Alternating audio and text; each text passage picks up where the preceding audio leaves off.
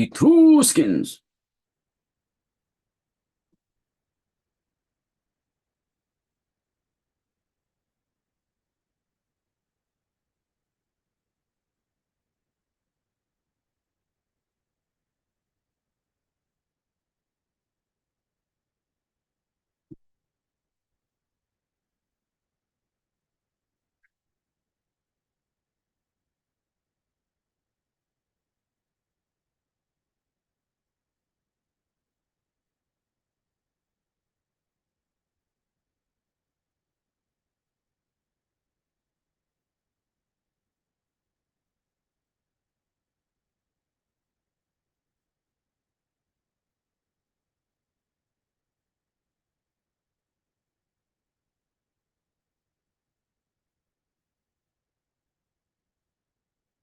All right, we got it live here. Hey, Chloe's in the chat room.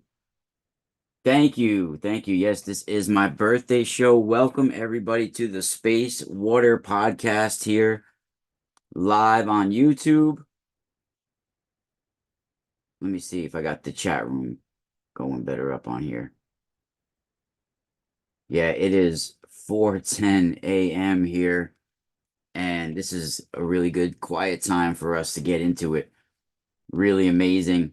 I'm actually will be headed towards the Full Disclosure Conference in Florida. I'll be speaking there this weekend. And in September, I'll be speaking at the Universal Peace Conference, which is hosted by the Sun Yogi. And where I'm really looking forward actually to being a part of that. And it's an honor to be able to speak anywhere when people want me to share some of my research and the knowledge and things that I've um, activated within me. Through scholarship alone, you're really not going to get, let me take my shirt off here. You're really not going to get ancient wisdom and um, answers to some of the secrets of nature and the universe through scholarship alone. It's through life experiences. And when you follow the spiritual signs in life experiences, that you get shown some of the answers and some of the truth of nature and the universe. So you have to go out there and live your life and sort of follow some of the spiritual signs that come your way, or doorways, spiritual doorways that get, or spiritual paths that get put in front of you. And it's your choice to choose those routes, those roads to go down to get to those doorways, right? So the universe will put certain paths in front of you for you to find the answers you're looking for. And during those journeys, you'll get polarized towards the light or the dark, right? Depending on different things that come your way. So this is a very interesting journey we go down through life. And today is um, my 46th birthday. I was born July 12th, 1978. I was actually born at 9:31 a.m. Was when Chiron actually transitioned in a minor transition in Taurus.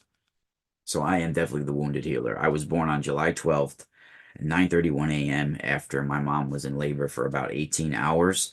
I was born still inside the amniotic sac. My mother's water never broke at all, right? She had an appointment which ended up in her giving birth 18 hours later. So I was there on July 11th. My mom was in an appointment, and then it was a very complicated birth. Like I said, it took many, many hours. And then not only was I born still in the amniotic sac, I was born with the umbilical cord. They call it a call within nuchal cord birth because I had the nuchal cord, the umbilical cord wrapped around my neck, and I was inside the amniotic sac, the call, right? It wasn't just on my head and face, it was enveloped. I was enveloped in it, and it was enveloped around me. And I was born, of course, on the 12th. The 12th in tarot is the hangman.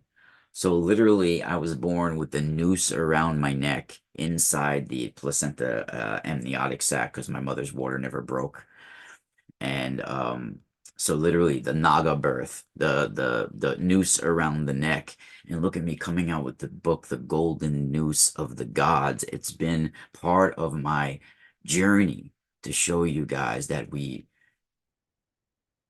are traveling through the cosmos. We are connected to the sun, the information that's coming from the sun, the magnetic fields, the electricity, the plasma. We are born within the plasma waves. Our souls travel through a network of plasma waters, right? Plasma universes. And it's my journey and my mission to bring this knowledge back to the world. And I'm going to be showing some answers to questions that people in mythology and religious literature have been asking for hundreds of years.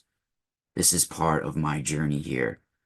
And over the 46 years, I've accumulated a lot of information and knowledge and wisdom, not just from living my life, but from doing the scholarship as well. You have to have the sciences and the spirituality merged together, right? And we're going to be going deep tonight. We're going to be going into the origins this morning, actually. We're going to be going into the origins of the Etruscans, right? One of the most mysterious cultures that not many people know about, even, right?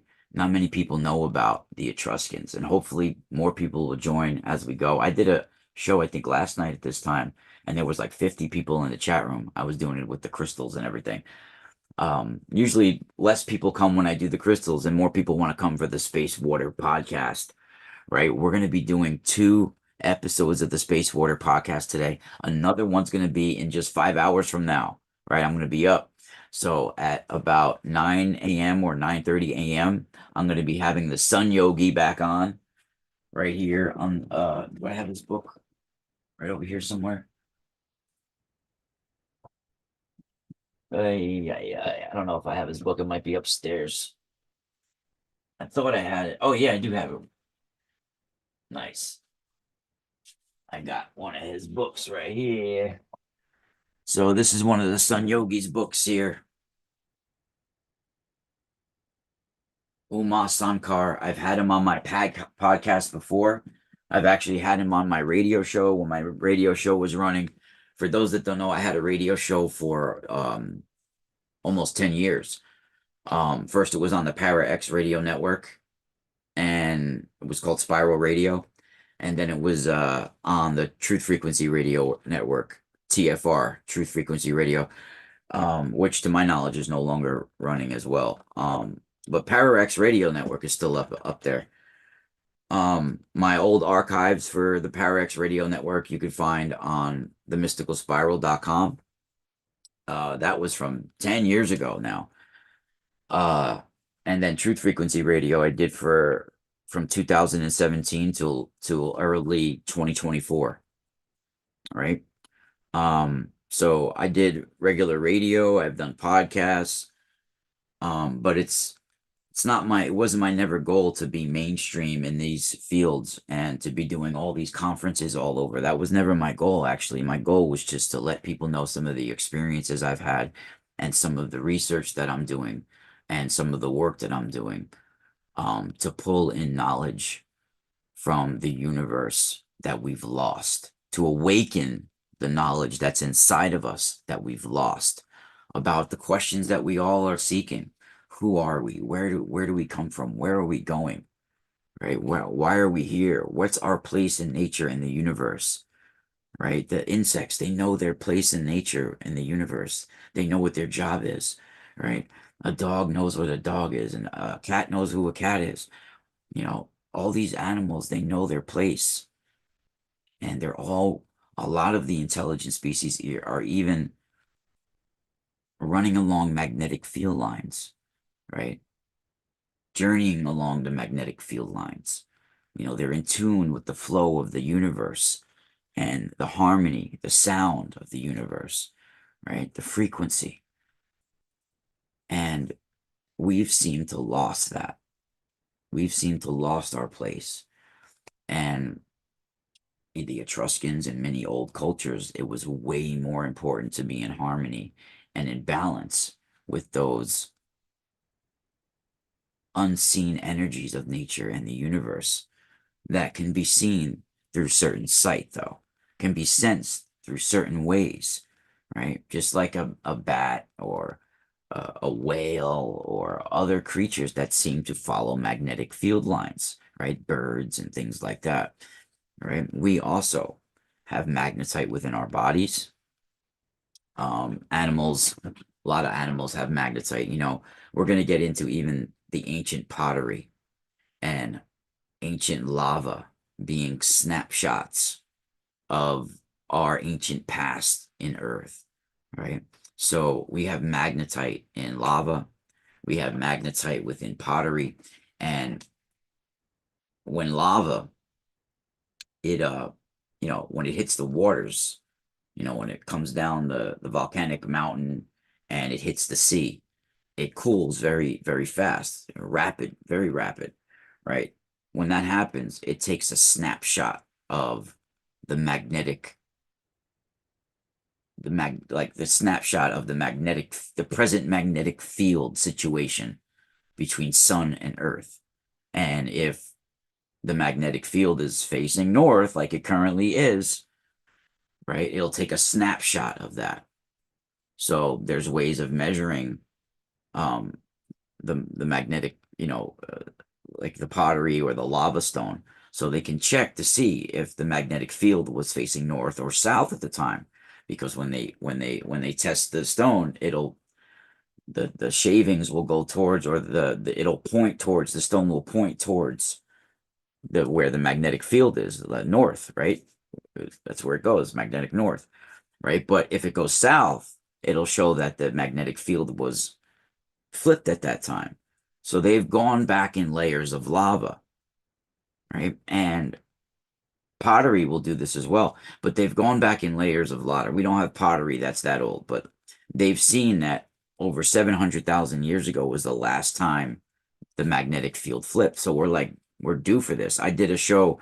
I'm doing a few series here on the Space Water podcast. My copper crystals and tensor tool series, right?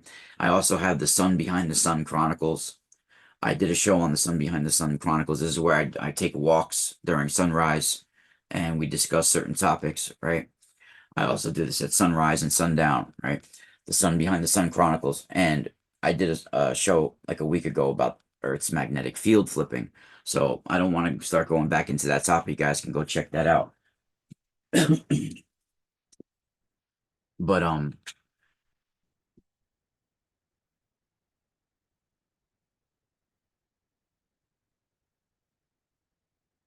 it shows that Earth's magnetic field has flipped many times over the billions of years, right? Or millions and millions of years. But it's pottery is a recorder for Earth's magnetic field strength as well, which is very interesting. So when they're putting ancient cuneiform and they're talking about solar knowledge right in the cuneiform, mantras to the sun, solar dynasties are writing their information, their records within pottery, right? Etched in the pottery. Well, it's also recording the magnetic information from the sun and earth as well, which is incredible. And I'm pretty sure the ancients even knew this, right? That's just not a happy accident. That's very, very incredible. Let me see what the chat room here is. But yeah, today is my birthday. Actually, it will be my birthday in about 5 hours at 9:31 a.m. But my mom was in labor right now, 46 years ago. So what's up? Let me give the chat. Let me go. Yeah, so we got Chloe, Ra the Creator, Charlotte Knight, Q, Jace Ventura 2. Welcome everybody. Welcome everybody.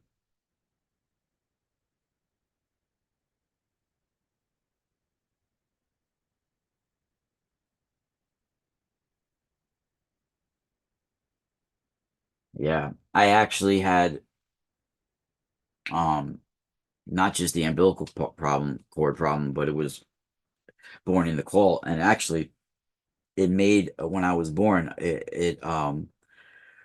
I had a big bright red birthmark, but it was more like a big blood clot type thing. Maybe from me being strangled, it might have formed. Who knows? But it was right here in the corner of my eye, and it was bright red. And that's also looked at in certain circles as the mark of a seer, not just being born in the call, but also having those certain birthmarks. Like even Genghis Khan was born with a bright red birthmark like that in the palm of his hand, and people said that prophesied that he was going to be like a warrior and a killer, maybe even, who knows, right? But I was born. Let me see. I have a baby picture where I can show you guys.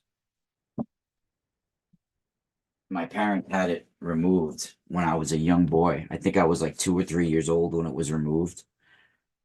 Um, this is an old picture. So look at how big it was in the corner of my eye there. Can you guys see that? That big bright red strawberry. Wait, I have to take the camera. So this is me as a kid. Look at how big that was right here in the corner of my eye. It's a big bright red birthmark. So that was when I was real small. I don't even know if I was a year old. Maybe 1979 this was, or 1980, maybe a year or two old. But yeah, so I had that removed from the corner of my eye when I was a young baby.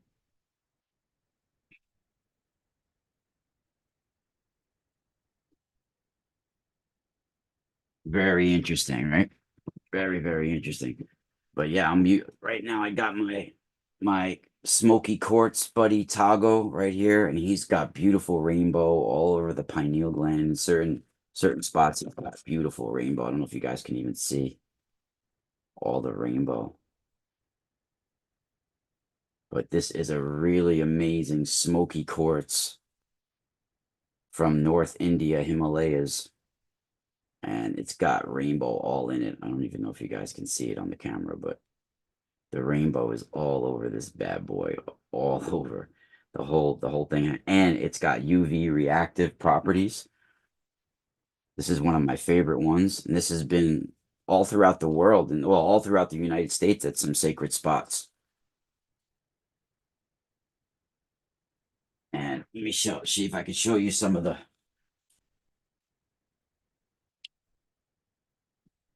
You guys see the UV properties inside of it too, as well. Some parts of his face glow in the black light.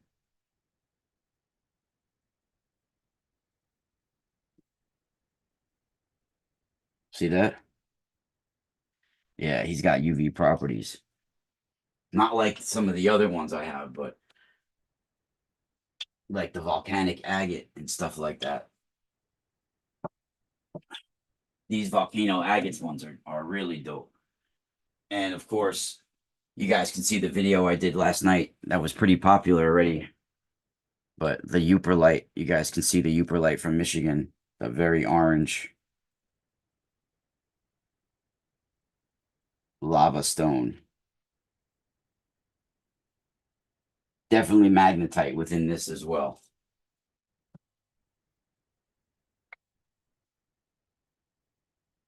That's why also granite is so it's important. You got magnetite and quartz in it, and quartz is like a recording instrument for cosmic memory, right? For plasma coming down, for the light coming down. It records the light, right? The light that falls upon it.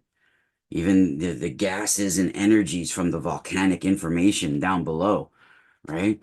Yeah, the energies are real strong right now. See this was made by the Mystical Spiral team.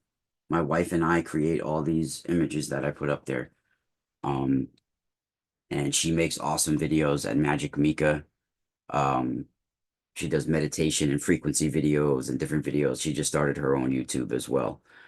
Um, and yeah, we're gonna get into this really deep. I mean, I'm revealing the ancient solar sciences, plasma physics within mythology from the Hindu to the Hopi. And my book series that's hopefully going to start coming out in September, The Golden Noose of the Gods, is showing the Asura and Deva journey through the plasma waters to achieve immortality, right? And one of their weapons is the golden noose of the gods, the golden ring of Zoroaster, the fairy ring. So many ways it's been in misinterpreted when you have dance twisting fairies like holding, or elves like arm in arm dancing around, like when someone's arm in arm and they're spinning with each other around a golden ring circle. This is all plasma physics symbology that I'm going to be showing you guys, and it all goes back to the Vedas. And everybody has been asking. Yeah, Magic Micah, MICA, is my wife's account. You guys can find it on YouTube. um I'll link it in a post.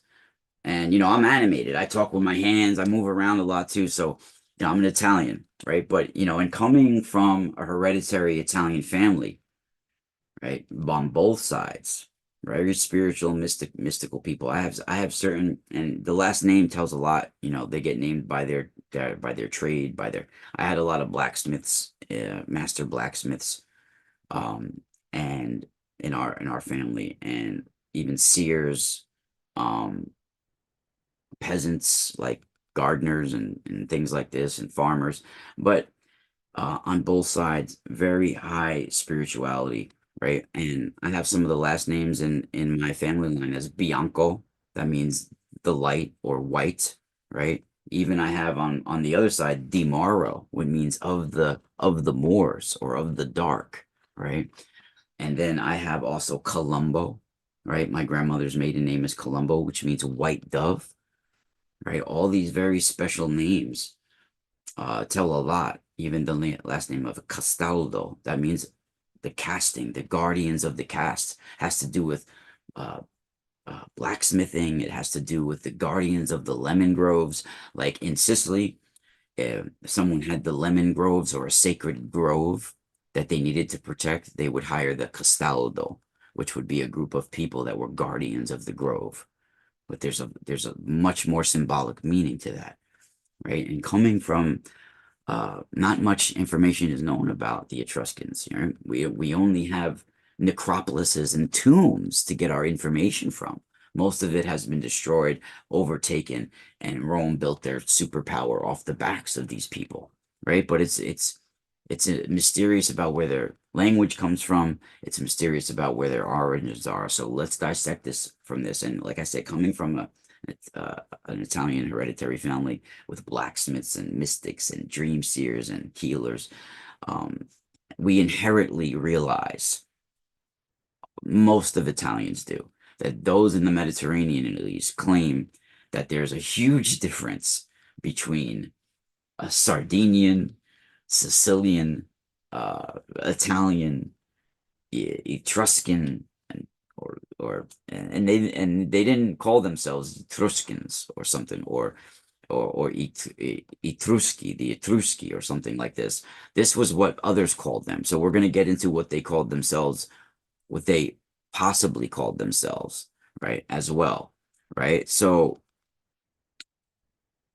oral traditions from hereditary families in Italy and all over the world, this is done.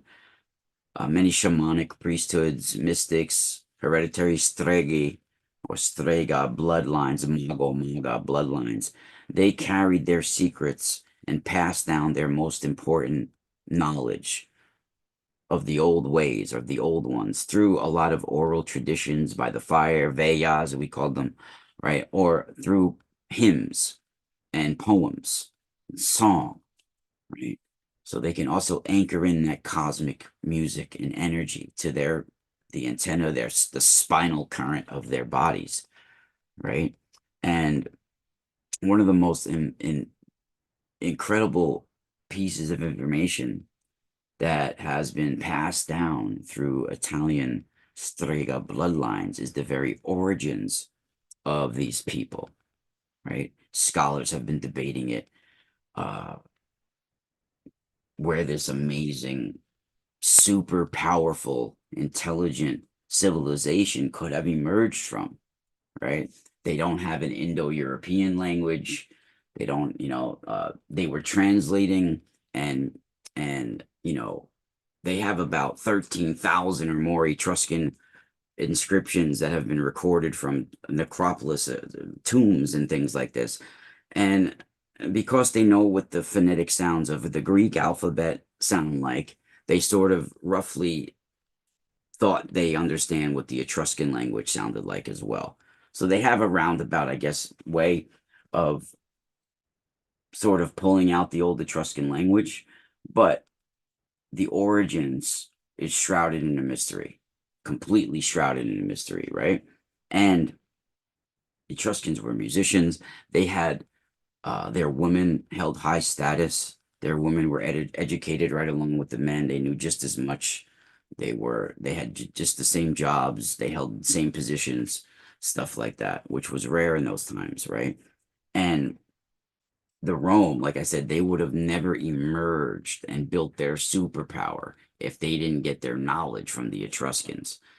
If the Etruscans didn't exist, the Romans wouldn't exist, you know. And yeah, I mean, always people have always been curious about the Etruscans.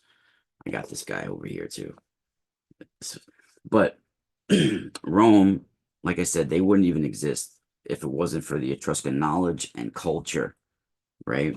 Um, and they called them, others called themselves the Etruscans or Etruscans, Etruri, the Etrusci, right? But this is not what they called themselves. So now let's get into first the very origins of these people, right? Or at least let's talk about what's been handed down as family lores between hereditary Strega bloodlines as to where the Etruscans derived from or came from, right? So let's talk about this because according to old oral traditions of the Strege, right, Strege families, the Etruscans derived themselves from a very mysterious star people called the Inu. Right now, this is a sound shift from Anu, right? Now, most people, when they hear Anu, they go right along to Sumerian, Anunnaki, but this is not the origins of that word, right? The Anu or Anus, Anus, which ironically is anus. Let me put this skull away before I drop it. Right? It's it's spelt that Anus, the Anus or Anu with the S, I guess would be the plural Anus, right? The Anus are one of the ancient five Vedic people, which we're going to get into. We're going to get into this because this is where a lot of the Vedas are derived. A lot of the names of ancient people are derived from the five Vedic people, right? So the Anu, or is like I said, it's just a sound shift. The lore that's been handed down is the Enu, Enu, right? This is and this is not talked about in textbooks. This is talked about within the Strega bloodlines. It's a mysterious name that when you talk to the ancient elders within Strega bloodlines that have knowledge, they'll tell you that the ancient Etruscan knowledge was sort of passed down through the Persian line, but ultimately was given to the Persians by a mysterious star people called the Inu, which is a sound shift. Like I said, a lot of these things are sound shifts from the original words. But this is one of the main groups of the ancient Asura Deva clans. The Anus lived in northern India at one time, apparently, and Anu or Nu, to look at ancient cultures, it kind of means the names of the stars, the sky, right? They're sky gods, right? So that's how they referred to because it meant the stars. It meant the knowledge that's they're harnessing from the suns, the stars, the heavens, right? And this is where their DNA comes from. This is where their knowledge is being streamed from and harnessed from. And this is how they rule as so-called gods because of the knowledge that they're harnessing from the sky gods, which are the stars and the streams of plasma coming from these suns and stars, right? Now, if you're looking from Assyrian, right, to Egyptian, this name has been used in various forms, right? Nu or Anu, even Tuatha Anu, the Gaelics, and things like this, which we'll get into as well, all right? But all these names are derived from ancient Vedic. So there are, even though they're saying it's not Indo-European or Indo-Aryan, Yes, Etruscan is a derivative from Aryan as well. But what happens is you had these ancient Sanskrit, Aryan, Asura, Deva tribes go to war over the knowledge that they were harnessing from the suns and the stars, and they split up. And as they split up, they mingle with the populations all over the planet, right? So when a certain priesthood or shepherd king line, if you want to say, these are priest warrior clans, Sanskrit tribes, right? Vedic culture tribes. You had all different five different families that made up two sides, the Brahmins and the Kshatriyas, the Asuras and the Devas, right?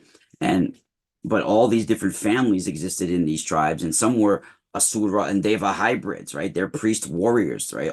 They all come from the same origins and knowledge, right? But there's a whole bunch of them, and they're all over the planet in a worldwide community. But they went to war where they were no longer unified, so they went off in certain separate tribes. And as they mixed with the other population of Earth, some of them went into the northern Italy area, what's now northern Italy, into the mountains of and the subterranean regions of Tuscany and things like that. And that local dialect or whatever they spoke at that time mixed with the certain Sanskrit ancient dialect of one tribe, which emerged a whole new language. And as these tribes went out all over the planet and mixed with other dialects that already existed from other, human races and species, they created all new languages. Like Gaelic is a hybrid. Ancient Irish is a hybrid of Sanskrit Vedic as well. When you have the word banshee, it derives from Bena Sadi, right? Which means a highly spiritual sage that has like sound powers, right? Like sound telepathic powers, right? All these words are derived from that. And we're going to show even the plasma and solar symbology that they've been going through. What's up, Johnny, in the chat room? And check out the lineup that we got. Both, I have the most diverse channels. I also have an MMA channel that we just started, MMA Shaman, and it's Combat Sports TV International, and it's also called MMA Shaman. So I'm the MMA Shaman at Combat Sports TV International. I only got 155 subscribers on that channel so far, but I'm going to be doing interviews on this channel and also posting them on the MMA Shaman channel. And Sunday night, I got an awesome show for combat sports lovers, just to give you guys a quick update before we get back into the Etruscans. I'm having Evangelista Cyborg Santos, who was a shoot the box veteran. He fought in Pride. He fought in Bellator. And he's famously, I know, unfortunately known for getting his head dented in by Michael Venom Page. He fought Nick Diaz. He fought all over the world, and coming on also to help translate, because he speaks Portuguese, is Luis Azeredo, who's I've had on my show before. He's also fought in Pride in Japan. He also fought in Bellator. He also fought in Cage Rage in the UK, like Cyborg. It's going to be an old school pioneer, Vale Tudo MMA pioneer show on Sunday night, 8 p.m. 8 p.m. New York time, 9 p.m. Brazil time. And we're going to be going deep in that one. He's going to be talking, and he actually was the husband to the woman cyborg woman for many years. That's how she got her name, from him, right? Before even she existed in the MMA world, he first existed, and his name was Cyborg first, and then she was named as like Cyborg's wife, and then she took on a whole. She blew up way bigger than he ever did, because she's still known as the pound for pound king of women's MMA, and he was married to her for many years, but now they're divorced now, but they're still friends. Um, but yeah, he'll be on my show Sunday night, and in a few hours from now, the Sun Yogi will be on. So we go into high level spirituality and high level spirituality fighting, right? Because this guy fought Melvin Manhoff in Cage Rage, one of the most iconic fights you've ever seen. Not the most technical, because they literally just stood in front of each other and just brawled, right? But yeah, yeah, Portuguese is cool. They call me Halfie or Ha, Ra, right? Or Ha, they say R's, H's. So Rafael, they call me. So yeah. So this Annus, right? In Vedic lore, the Anu were the Vedic people who were given, they were given basically the northern India area to rule. So it would make sense that they were the first ones to go up into Italy and mingle even, and that name comes from that because they supposedly they ruled the whole northern India area, those Anus. If you look into ancient Vedic writings, they were the ones who were given that area as their ruling domain, right? And that's all, they are also connected to places all over the planet. So it would make sense that that happened during the Vedic wars, right? Or you could look at these as Nephilim wars, Vedic wars. And remember now, the Vedic wars were over the cattle of Indra, the spotted cows. Now, what the hell does that mean?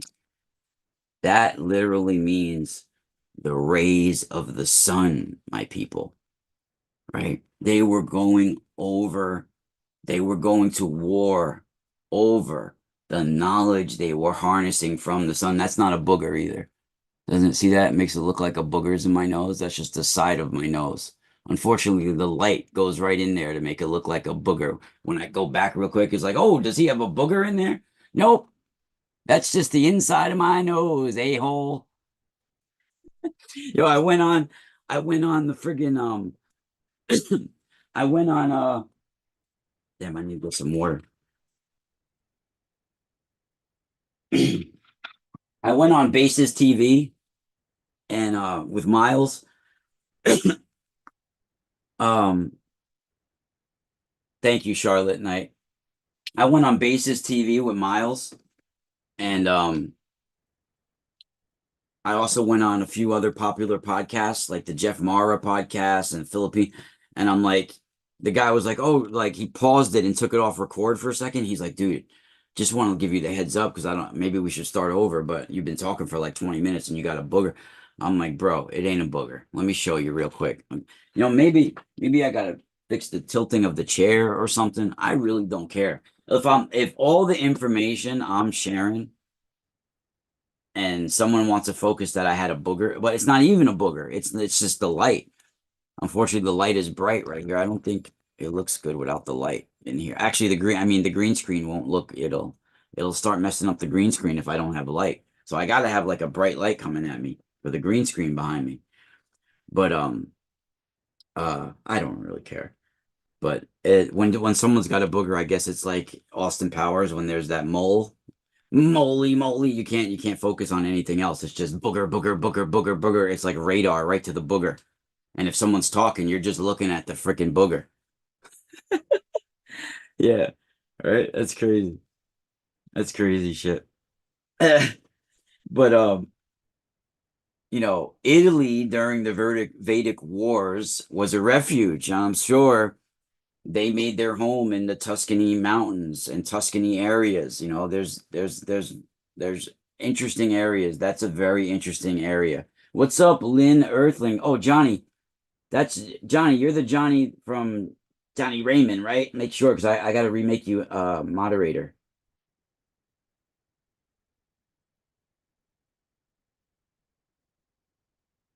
because I had to change it recently. I was waiting for you to come back in.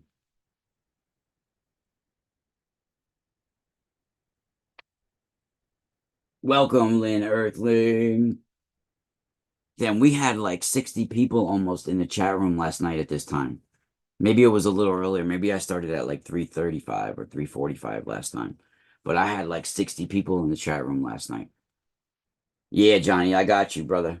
Johnny's a patron member. And guys, if you're into my knowledge and into the work I'm doing, you could support me at Patreon. I'm really trying to build the Patreon and so people could join the live show. I'd rather share most of my knowledge on Patreon.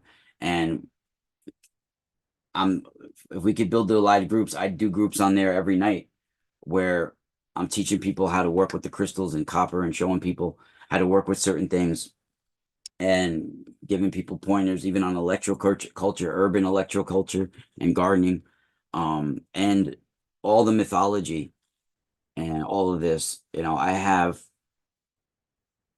thousands of posts already on my Patreon, literally. And there's a keyword search. You can literally just type in different things in the keyword search and you could doom scroll through knowledge you can't find anywhere else in the world, right? So you can join it even as low as $2 a month, and you get most of the knowledge for $2 a month. But now I'm starting all the other things too. So you get free packages, email readings, all this stuff at the higher platforms. But I'm also starting how to teach people telepathic tarot, and it starts with regular tarot. And guys, you could just go log in Patreon now. I make posts almost every day up there, right? Book recommendations on from the book that I'm writing. I have a lot of old books that I reference in my research. All those book recommendations I put up there. Um, all different information you could find up there, that like little shorts and stuff that you see on my YouTube. I put the more in-depth information on my Patreon, remote viewings of certain locations, meditation tips, all sorts of things on there. It's very diverse. But, the Aryan division is what happened also, guys. It wasn't an Aryan invasion. And, before we end the show, I'll go to my website. You guys can see some of the products. You'll see some things have been sold out in the last couple of days, but I'm putting more stuff up every day. And I have hundreds of products still up. And I've been making all new tensor creations. You guys see the video I did last night?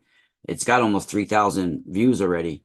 The Cancer sign activation, and the new products, new creations I did last night. All my new copper tensor and gemstone products, and huge volcanic agate specimens, and all sorts of things that I got in, and that I've been making last night. So check that out at the Mystical Spiral store. And also, yeah, for $2 a month, you basically get all the information on there. But if you want access to the special groups and free gifts in the mail, your own coupon code all year round, on my website, all sorts of different things like that, email readings, Zoom readings, all sorts of things like that. You can subscribe for $8 and up, right? There's even a higher tier where you get like year-round readings every month. You can even subscribe for that on my website, where we meet twice a month, and I do year-round crystal skull readings and telepathic tarot. See, I don't need the tarot cards anymore. I sort of get that universal symbolism telepathically. So this is the way I do readings, but I'm actually doing groups now on Patreon to show people their beginning of how to work with tarot, and how eventually you won't need the cards, that it's a form of universal symbolism, that we get very similar symbols like that telepathically, right? And I also have at the higher platforms a lot of other stuff too. So you guys can check that out. But yeah, also there's the $144 tier. Now, why should you get this tier? Maybe you should. I've had people just do it for 2 months or 1 month or 3 months, because each month for this tier, you get a package worth more than that. I ship you a package of crystals for a crystal grid, your own pendant made out of copper and crystal, and other stuff. There's like a whole bunch of package. You get sage in there, you get a pendant, you get crystals, and you get that package in the mail, and then you also get a reading. So you're getting all the free information that I send every day or throughout the week on Patreon, all my research, my special access into my book that I'm writing, the book series that I write. Remember, I have a book series of 9 that's coming out. I've been working on this book since 2015. Yeah, I changed it in 2017 and started over, and then I started over again in 2023, the end of 2023, because it's been evolved, right? And it ended up being over 1,000 pages. So now I was recommended to me, and I decided that's a good idea to break it down into a book series of 9, where each book is between 150 and 250 pages. And it turned out to every chapter, I had about 10 or 11 chapters. It turned out that each chapter was like a book of its own, and it needed it. Yeah, I ship all over the world. I ship all over the world. To the UK, I charge $29.99 flat rate shipping. So whatever I could fit in that flat rate thing, I ship, because the UK is expensive, man. You could send something that's for 6 ounces, and they're going to charge you $30 anyway to ship it from the United States. So I do the flat rate, flat weight, $29.99 shipping in the UK. So whatever and on my website, it's really cool because whatever price you see, if you live in the United States, whatever price you see, there's no extra added on.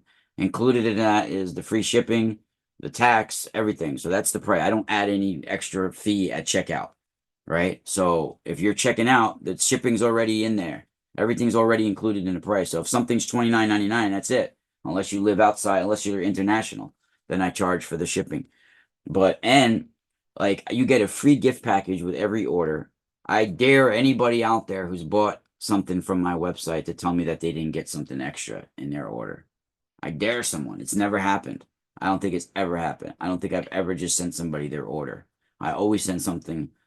And depending on, you know, how frequent a customer you are and how good a customer you are, you get sometimes better stuff than you've ordered. I've done that many, many times. Johnny can attest to some of the things that I sent for free, right?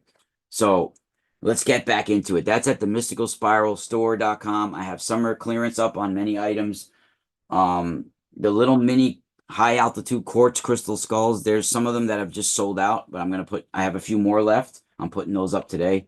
I also have one tower left of the azurite, or two towers left of the azurite and malachite. Very rare.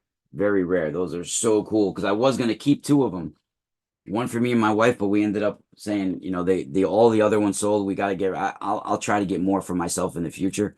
But these came from the Tucson Gem Show as well. Usually I get them from my own known network, but yeah, I'm so excited about the book, Johnny, in the chat room. The Golden Noose of the Gods. So if someone wants to steal it, I've already been talking about it out here. How lame would it be that someone came out with that, right? But yes, the Golden Noose of the Gods, plasma physics within mythology from the Hindu to the Hopi. Beautiful title there. It's also going to say the Asura and Deva travel through the plasma waters to achieve immortality, something like that. The Asura and Deva clans or tribes journey through the plasma waters for immortality or whatever, something like that. That'll be in one of the captions. But yeah, I got awesome series, dude. One of the books in the series is the Water Birds of Dawn, right? The Swan Maidens and things like that. So we're going deep into it, and it's taken me a long time because it's a real research book. Like there's pages of footnotes and references and things like that. So I'm really trying to do it the right way, like Gary Wayne style, like really worth it. So it's just hard because I have to self-publish it right now. I don't have any books out there where a publisher is probably going to put a lot of money into me. So I haven't been shopping myself around to publishers. I'm going to be publishing it on Amazon. And then maybe after I publish a first book, people will see it out there and they'll be like, whoa, right? This is pretty cool. Right. We're going to be talking about this significance between spirituality and science and how they should be fused together. There is no separation. There is no one without the other. And the Etruscans knew this, right? We'll get back into the spin. Remember, people, this is the Space Water Podcast. It is my birthday right now. July 12th, 1978 was my birthday. I'm 46 years old right now. You can support me in the super chat for my birthday and to keep the Space Water Podcast up and running.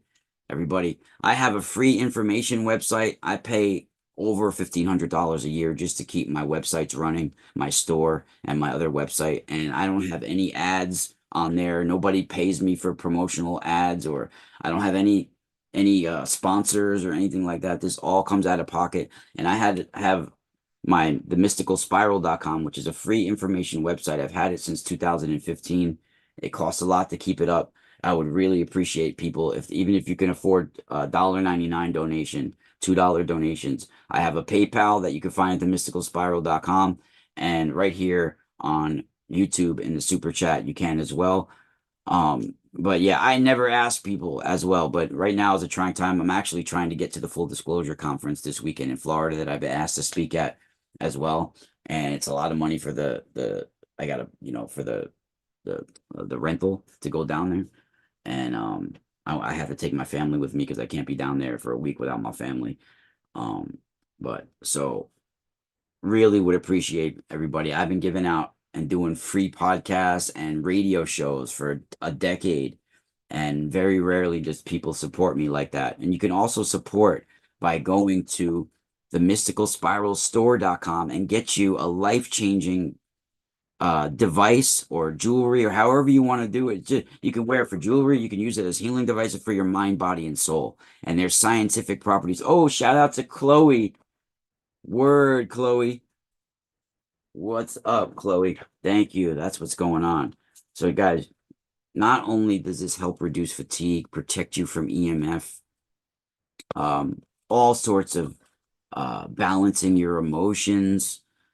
There's so much properties. They open up light, right? When you put a tensor coil around quartz, it opens up the cold plasma light, the piezoelectricity of the quartz, right? It's really powerful, right? We have everything from harmonizers like this to tensor coil pendants, tensor coils around quartz, right?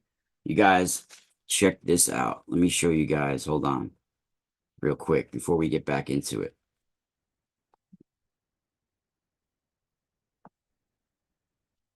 Let me share screen real quick.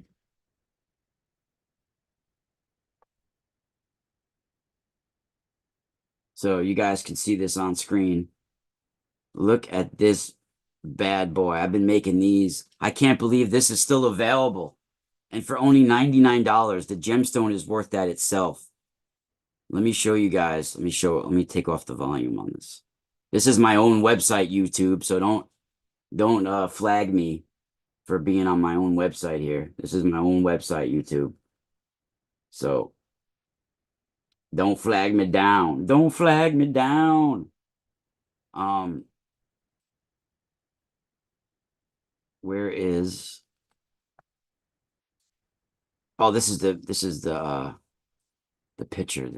Thought I had a video. Yeah. Oh yeah, check this out, guys.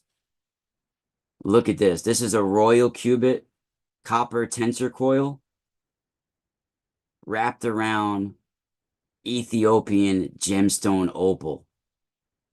Look at that. Do you guys see how amazing that opal is? And it has a tensor coil, royal cubit copper tensor coil. You know who loves this? Diego Sanchez has one of my from the UFC. He has one of mine. I'll show you guys the picture on his Instagram where he posted it. He got so Diego Sanchez from the UFC is wearing one of mine. Hold on. You know what? I'll show you guys. I'll get it from my Instagram and post it up here for you guys for a second.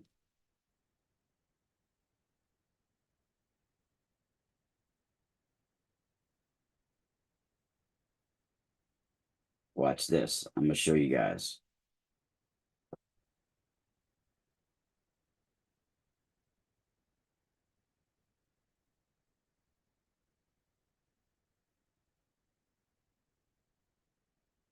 I just gotta send it to myself on there. Hold on. Give me 1 second. My friggin' phone storage is up. Oh shit. Oh, I gotta send it to my wife's Facebook or some shit. I gotta pull it off her messenger. Crazy, right? Hold on, let me take it off screen share for a second. Give me 1 second, everybody. I'm gonna show you guys to show you what's up with the Diego Sanchez. I sent him a gift because he kept talking about it. Like all the people that got way more money. I'm freaking broke, right? I got like no money. I got a lot of inventory though, everybody. So I put myself in like 16 grand debt getting all my inventory or more. So now I just gotta, sell it. I got it all for you guys.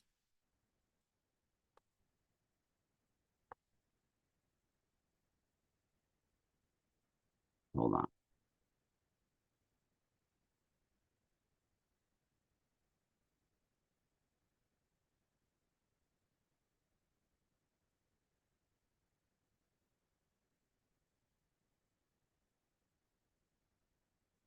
Damn, how do I save this? Download.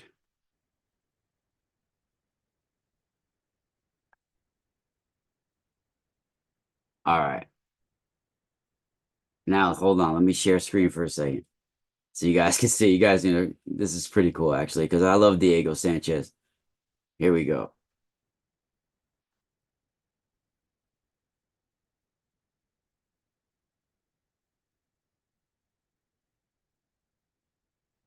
Get the chat room back up. Share screen. What the hell? So look, this is from Diego Sanchez's Instagram. Diego the Nightmare Sanchez UFC. Look, Diego Sanchez loves the Mystical Spiral store. A nice gift from at Raw Lion 712. Check out his custom jewelry. Abundance. Hashtag abundance. This was from Diego Sanchez. Really cool, right? No, that big volcano agate skull on my website, that's for a reading from the volcano agate skull, right? That's a reading. So you guys can look up some skull, some it's in the reading.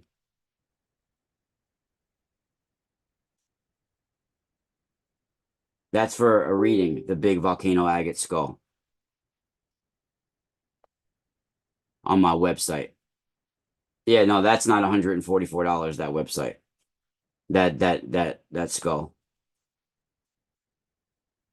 But yeah, um, hold on. Let me go back to this.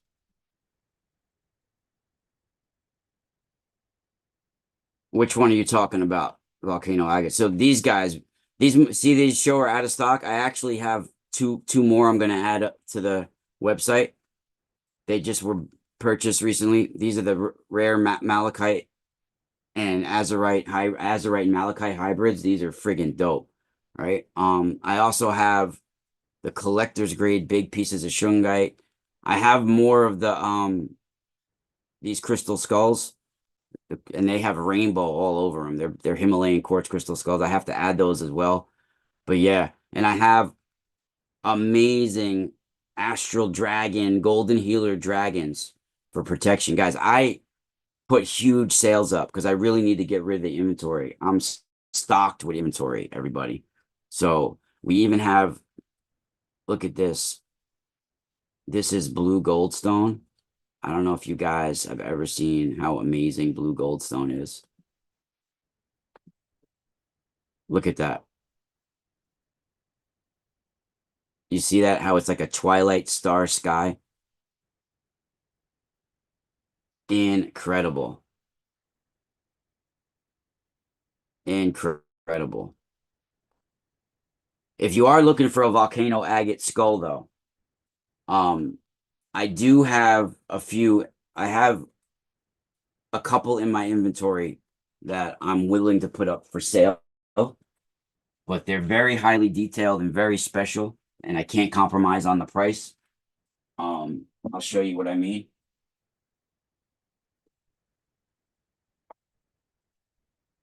They're not as big as the other volcano agate skull, but they are made from geodes, and this one's mixed from quartz. The volcano agate skull that you're talking about that I do readings with, um, is this one. That's Augie Augustus. Let me stop sharing for a second. So this is Augustus. He's very ancient style carving, and volcano agate is of course UV reactive, really cool. And this one is the geode, right? It's open on the side like that, and it's got the bright. I don't know if you guys can see the bright green in there. All in there is bright green, and in the front has got incredible green all over.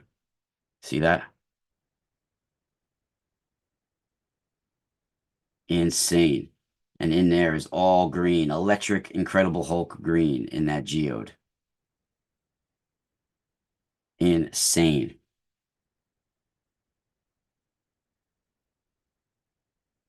Insane. Look at all that. Beautiful green geode. Love this bad boy. I also have some volcano agate.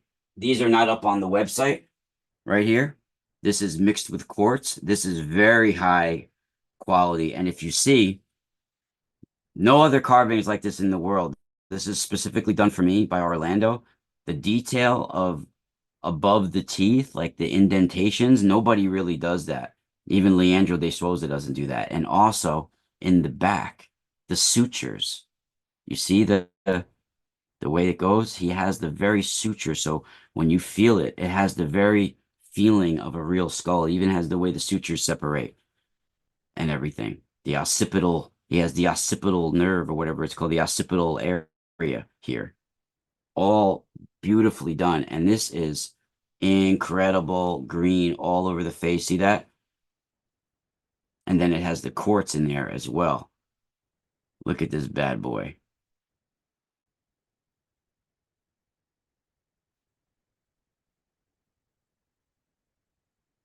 Beautiful. That green goes all the way down there. Love this. And then there's also this one. This one's not up on the website either. This one also has the third eye area all lit up. And it has this special back.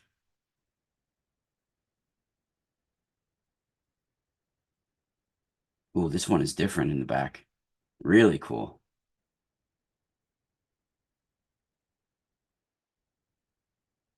Yeah, the Lutz bone, exactly. Luz, Lutz bone. This is the Lutz bone in Hebrew right here. The ancient Lutz bone.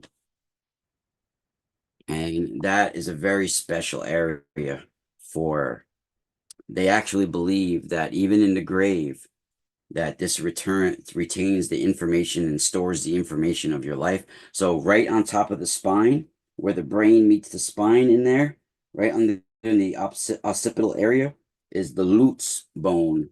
I think it actually means like hazelnut tree or some sort of tree in Hebrew. This is the spot of Jacob's ladder, right? This is they actually believe that that's where people can be cloned from and are going to be resurrected from in the end times. And a lot of the Lithuanian Kabbalistic circles, they believe that. The line, the people that come from the line of the Vilna Gaon. I also have this special volcanic agate. This is another one of my personal ones. Another one very special. And this one has the pink calcite in here. Calcite, I said that weird. Heavens to Murgatroyd. It's got calcite even. Look at the pink calcite. Oh, you guys can't see it. Can't see the pink, but this is bright reddish pink right here in the black light. This has got volcanic. This is the volcano agate as well. Love this bad boy. Yep. I use volcanic a lot with my crystal skull readings.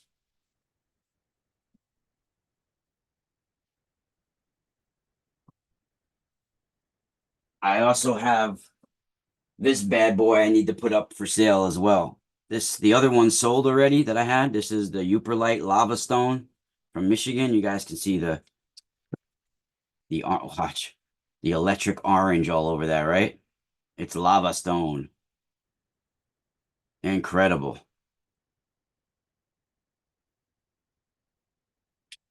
Let me know if anyone's interested. We could do wholesale prices tonight for my birthday. Wholesale, baby. I got everything from apophyllite to moldavite.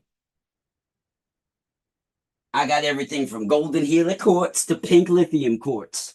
Yeah, I got apophyllite, moldavite, kyanite, whatever you want. I got big kyanite specimens for people. And I got some that were charged at the North Salem, New York Balanced Rock Megalithic Dolmen during the winter solstice solar alignment. So you can't get anyone's else's like that in the world. Literally. Literally. I have some of the most ethically sourced, rarest items you can get in the world. And some of them are specially blessed and programmed by master Reiki healer. You know, I'm technically a reverend, right? But I don't like to use that title, the Reverend Rock. But yeah, I'm technically a reverend and master Reiki healer. I've been working with stones and work for decades, right? I'm 46 years old today, and I've been doing this since I'm 15, 16 years old, right? So also getting back into the Etruscans, right? And shout out to everybody in the chat room, right? We also have the ancient Tuscan rune script, right? It's also very old form or variation of the hieroglyphic language related to Sanskrit. Greek is also very similar, right? We also, we know, like, while we know that these mysterious people as the Etruscans, right? I mentioned earlier that that's not what they called themselves. This is what others called them. So now let's talk about what the Etruscans may have called themselves, right? Let's get into that. Let's get back into it. And like those products, everybody, you can find me at the mysticalspiralstore.com. If you guys want to see something in the chat room or anything, I'm sure no, those ones, those small volcanic agate, I could do for like one of them I could do for like 175, the smaller one. That's a really good price. Those are master detailed. But what was I gonna say? Yeah, where I lost my track. But we were talking about the Etruscans, and we're going to get back into what they called themselves, right? Oh, yeah, you guys know. Even if you want to see something, let me know in the chat room. We could pull it up, and I'll do wholesale deals tonight. We can also do package deals. We have retail and wholesale. If you guys want bulk, if you guys want start your own little crystal shops, I could put together a package for you guys where you could, flip your money with the crystals, right? I got wholesale and retail. So, of course, people called them the Etruscans, and they came from Etruria. But most of what's left of Etruscan culture is from beneath the ground, right? Elaborate necropolis cities of the dead that Rome now has built churches on top of, and famous, Vatican, the Vatican, they have one of the Etruscan Strega families, not one of the families, but one hereditary group of priests or mystics or witches, however you want to call them. They had different groups of gods. They had the 9 fate gods as well, but one of them they called Vaticana, and she guarded the city of the dead. She guarded people as they entered into the city of the dead. And right, and she would be worshipped on hilltops that are looking down into precipices, right? This is very important because this is right where the Vatican is built, right on top of the Etruscan city of the dead, right? And they did this for a reason, and they named it Vatican for a reason.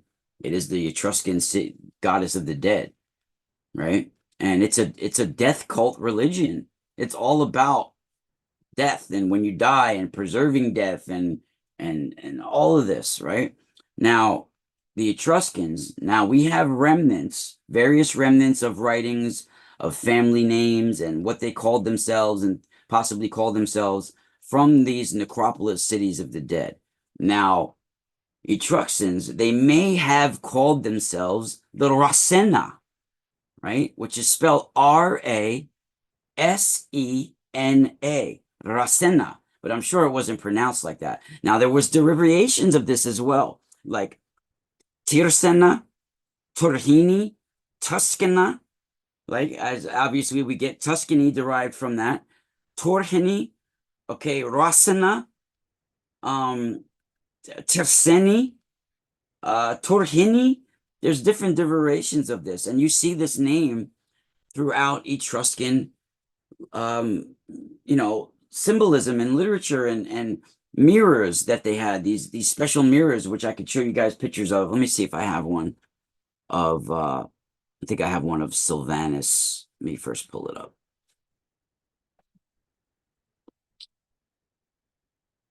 before I share screen.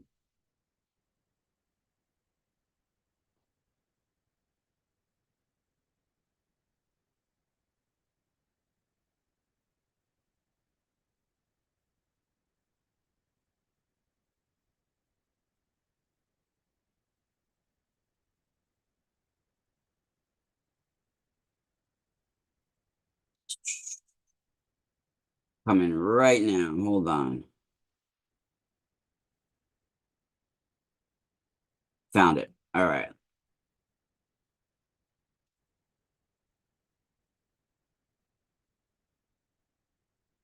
Let me share screen. All right. So this is an example of one of the Etruscan mirrors. Now, this is Sylvanus. Sylvanus is very interesting. Now, I'll show you guys. So if you guys ever want to get a book on Etruscan, but it's from the lens of the Malandante hereditary line. So the Malandante would be more of the black magic or black witches. It's because there's a lot of black magic spins to some of the mantras and hymns and spells that they include in here. But the knowledge is from the same source. But when the knowledge, depending on the source that is accessing the knowledge, it gets altered by the vibration of the source. So it get polarized towards the dark version of that, right? So there's a lot of dark versions, but the info is legit. So Silviano is this, right? If you guys can see, let me stop sharing for a second so it's better picture here. This is Silviano. Now this is from Etruscan Roman Remains by Charles Godfrey Leland, very famous writer from the 1800s. Very good book if you want to get into the Etruscans. One of my favorite writers one of the only writers on Italian shamanism and Italian mysticism is Charles Leland, right? One of the only ones in history that's written about the strega, right? And Silviano is right here. Now they talk about Silviana as being the god of fields and cattle. Now remember, when you have these bloodlines referring to cattle and they're divine gods, the cattle means the rays of the sun. And when he's fielding and being a shepherd for the cattle, he's really being a shepherd for the light and the information that he sends out and retrieves. And he herds and guards this information, right? This is the rays of light and the rays of the sun. And we will get more into the origins, like even Enki of the Sumerian. This comes from Anu's Anki. Enki is the lord of the watery abyss, the lord of the plasma waters, right? So when you have Enki, it's related to all this as well. It comes from the same bloodlines, right? Enki and Enlil is the plasma waters and the solar wind and the solar waters, the solar air and the solar waters, Enki and Enlil. And they formed the Sumerian tetrad of creation, right? An, Ninhursag, Enki, and Enlil. An or Anus is the god of the heavens. Then Ninhursag is the mother goddess. And Enki is the god of the space waters, space water pod, and Enlil is the god of the space air. Overall, they're the lords of the celestial abyss, right? Happy solar return, thank you, right? Keeping the solar year as the sun, right? He's the milky. It's the milk. It's not the Milky Way that they're talking about when they're referring to the Milky Goddess. It's the sun, the cattle, right? Right. It's giving the life force of the planets, right? And Enki, what did he call himself? He was called the firstborn of An, the firstborn of the solar waters, the firstborn of the heavens, right? Very interesting. And also with Enki, right? He's the father, the ones that brings wisdom, the father of the lands, he's the one that harnesses the storms and the solar energies, and he was the ruler of the abyss or the Absu. right? A-B-S-U. Where do you think this word absu, which means the watery abyss, comes from, right? It's derived right from Vedic, right? The Vedic word for cosmic waters is apis, A-P-A-S. Now, absu is a sound derivative, a sound shift of the Vedic apis, right? And you have five main Vedic people, that the Druids, the Persians, the Assyrians, the Mitanni, the Chinese, the Japanese. I mean, all these people came out of these five Vedic people, right? They're the Purus, the Druyus, the Anus, the Yadus, and the Turvasa. Now, these also had enemies like the Dazu, right? The Druyus is right where you get the word Zeus from, right? And the Yadus, the Purus, right? You got Persians, the Druyus, Druids, right? And they were some of the oldest of the families that were inside of these as well, like the Brigger. These different words were words that are different families within these five main Vedic people. And they made two categories out of these five main Vedic people, right? You have the Brahmins and the Kshatriyas. The Brahmins are the ones that gravitated more towards the priestly side, and the Kshatriyas or the Asuras, the Brahmins are the Devas, the shining ones, right? And the Asuras are the almighty lords. There are the warriors, the Kshatriyas. And these priesthood clans, they fought and went to war over the rays of the light and how the knowledge was being harnessed and applied, right? And they broke cosmic harmony when the knowledge was misused, when they used the knowledge to rule as gods, right? And they went to specific planets and were ruling as gods. And, today I would like to definitely officially thank our ancestors for beginning the journey of once again finding our way back to a higher spiritual existence, a oneness with nature and ourselves and the universe. And we got to continue this and bring it back. Unfortunately, the times we are in, we are no longer doing anything and everything we can for allowing this to happen until we once again realize that science and spirituality are fused together as one. There will be no true understanding of any symbols or deep secrets of nature in the universe that they are, encoded with all these symbols, right? So my work is the next step in the progression of these great men and women in the past that, that have dedicated their lives and energy to the quest for knowledge and truth, right? Some took the pure spiritual route and others took the pure academic route. I'm not here to prove any of those people wrong. I'm here to add the next stage to Rudolf Steiner and others, right? When I first read Theosophy when I was in high school and I first started reading the secret doctrines and things like that, I wanted so much to understand the little euphemisms they made and metaphors they made and references they made to certain esoteric books and things like that. I now know those references. I now have gone through that, and things that I thought I might have understood 30 years ago, I now am starting to understand a little clearly now. And I'm like, well, wow, I didn't know what I was talking about 30 years ago. I didn't know what I was talking about 10 years ago, right? It's the journey to the truth. So I'm not here to prove anyone wrong. I'm just putting another layer on, right? And you can't have just academics or spirituality. They have to be fused together. You know, you know, you have to be, it has to be a bit of both. And the majority of pure academics, I guarantee you, they are downright natural mystics and they don't realize it. A lot of physicists, when it comes down to it, they are metaphysicists when they start thinking about their theories and things like this, right? You guys remember, this is interesting, and a lot of people won't admit it. It's up to all of us to uncover the truth beyond the deep, questions that we answer, that we ask ourselves, right? All these deep questions like where we're going, where we come from, who we are.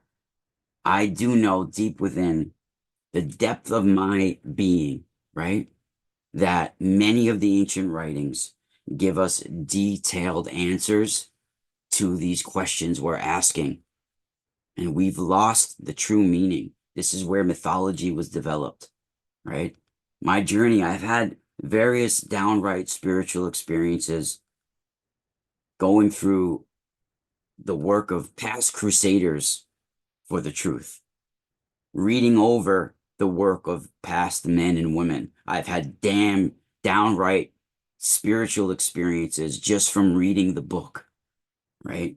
And nature has been in communion with me reading the book. Like I'll be reading a sacred spot, a very important thing about the sun, and a hawk will arrive, and then all of a sudden an idea will pop in my head, and the hawk will fly away, screaming, and or a taunting message will come to me as the raven appears, and he'll fly away cackling afterwards after the thought arises. Right? We have to realize nature and everything, they're in tune with what we're doing and what everybody's doing. And we got to see these little signs, these little messages that we get from woodpeckers and hawks and different things that pop up through our day. And in the past, the ancient adepts who harnessed these ancient secrets of creation and sustenance and evolution and dissolution and rebirth from the various suns and stars within the solar systems of the universe, they were not just scholars or astrologers. They were scholars, doctors, surgeons, medicine men, shaman, astrologers, astronomers, warriors, mathematicians, sound engineers, musicians, and much more, all in one. And this is what you had to be a spiritual initiate and adept. Today's science is only proving that the most spiritual metaphors within writings from the Rig Veda to the solar dynasties of ancient Egypt, that these are the ancient knowledge of the past. When we're coming up with new, when we discover new things about the sun and the universe, we're only proving the ancient mythology and knowledge of the past, right? I've realized during the writing of my book and the work that I'm doing that I can also be described as an ancient or an ancestral scribe, right, of sorts. You're pulling in some of the knowledge of the ancients and adding a new layer. It's a form of time traveling when we're pulling in the, knowledge of the past. And at this time, I would definitely like to give credit also to that word, ancestral scribe, from a book. I read it. It was written by a kahuna, a Hawaiian kahuna ancestor, right? I can't think of the title of the book, but I'll get it for you guys. But he talked about him being an ancestral scribe. It was written by a kahuna guy. I forget his name, but he talked about it. He from his writing that book, he felt like an ancestral scribe by talking about the stories of the past. And this is kind of how I look at things too, right? And guys, I want to thank you for joining the Space Water Podcast. Go to the Mystical Spiral store. Check me out. We'll be back live right here this morning at about 9:30. And the Sun Yogi, Uma Sankar, will be my guest. It's exclusive. He doesn't come on any other podcasts in America, everybody. This is an exclusive broadcast here. The Sun Yogi also has invited me to speak as a guest at his Universal Peace Conference in India. I can attend in person or I can attend online. So he said whatever's easier for me or whatever I can do, right? So I really would like to thank the Sun Yogi. I'll thank him in person I'll thank him on the broadcast as well. Thank you guys for the birthday wishes. 46 years old. Really cool. Space Water Podcast, episode 20 has been completed. You are now listening to the Space Water Podcast. Spiral out.